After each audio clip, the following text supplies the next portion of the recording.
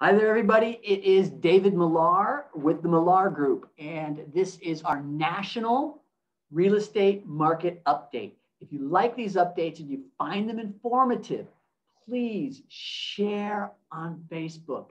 It's the only way my content gets out to more people is if you like this, you share, or just like or comment. Any of those three things will help promote my content and get it out there to more people that may need to hear this. So what we're talking about here is the real estate on the national level.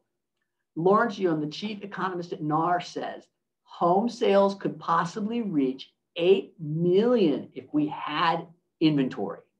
Mortgage rates should remain very low throughout 2021, although we may have seen the lowest already. Here's your mortgage rates. Obviously, you can see they have gone down, down, down, and now they've jumped up a little bit. Folks, they had to stop going down sometime. They can't give away money for free. So 3% is still an incredible interest rate. Fantastic. This is probably the most heart-wrenching part of COVID, that we have something called forbearance. A lot of people got caught up in COVID and couldn't make their mortgage payments. 50% of those people are paid up in full. That's good news. 33% have worked out a prepayment plan. 15% are still in trouble. Now, some people are, and some experts are looking at that saying, is this a setup for another crash? Got some more statistics further on in the presentation that I think are going to maybe put things in a more perspective for you. So let's jump right in and take a look at that. The number percentage of forbearances, we had about 8.47%, and that was in May. Looking at February, right now we're about 5.22%. So it's gone down, it seems to be leveled out around that 5% in forbearance. DS News states that about 325,000 people will exit the forbearance program over the next 9 months without a plan in place. That means forbearance is going to be done, folks. And they have to get their mortgages up to date. Some, but probably not all of those, will likely default and go into foreclosure. Housing inventory.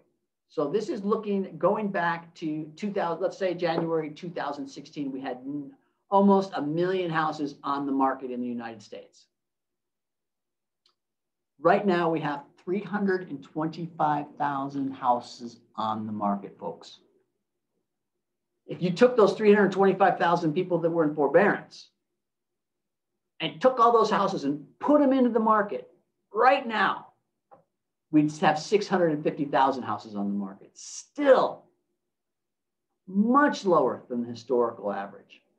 So will those homes that are coming out of forbearance and that potentially could go into foreclosure, are they going to have that big of an effect on the market? It just doesn't look like it. The deputy chief economist at First American states the lack of existing homes available for sale remains a drag on the housing market potential. Many homes may want to upgrade, but do not for fear they won't be able to find a house to buy, preventing more supply from reaching the market. Basically what they're saying, folks, is there's a lot of people that aren't buying up. They're not getting a bigger house. They're not getting a new house. They're staying where they're at.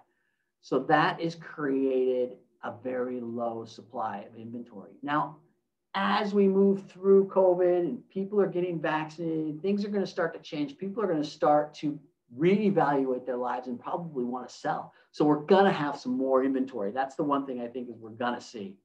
Year over year change in listings. As you can see, this is the problem right here. If you're trying to buy a house, there's just not a lot of listings. It's a great scenario if you're trying to sell a house because you've got people competing for your house and you're getting top dollar.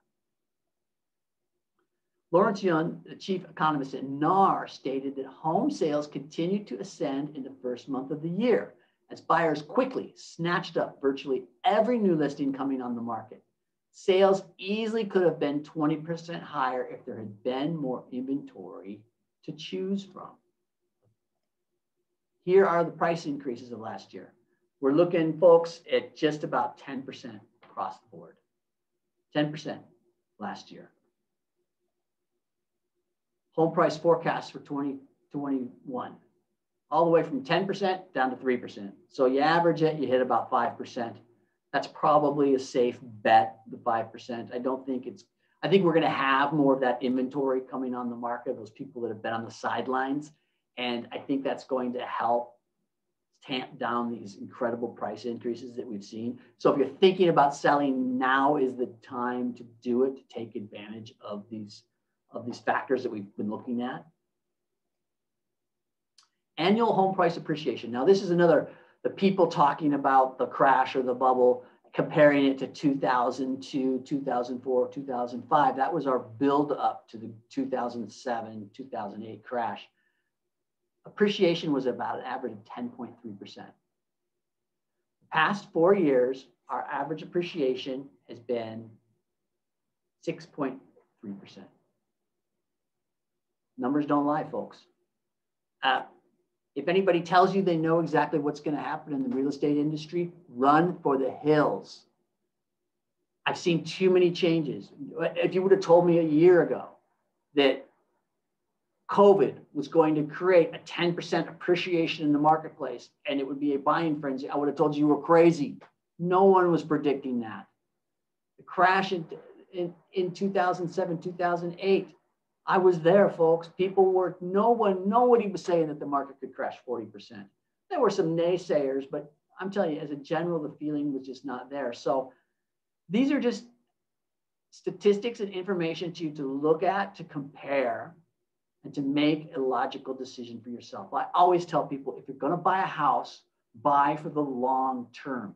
If you can afford the payment and you can hold it through a cycle, you're going to be fine. Real estate tends to go in cycles.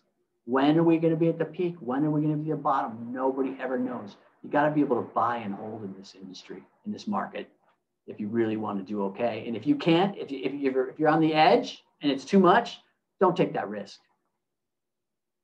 My advice for the day. Year over year change in prices, 2002. We're looking at about 10% nationwide, folks. Nationwide, 10%. The Pacifics, we were looking at about 11, Pacific over there, 11.6%. Let's look at this next map. These were the year over year changes in 2005. Again, we're trying to look back on past history to see if we can find some patterns. The Pacific was 18.8%, folks.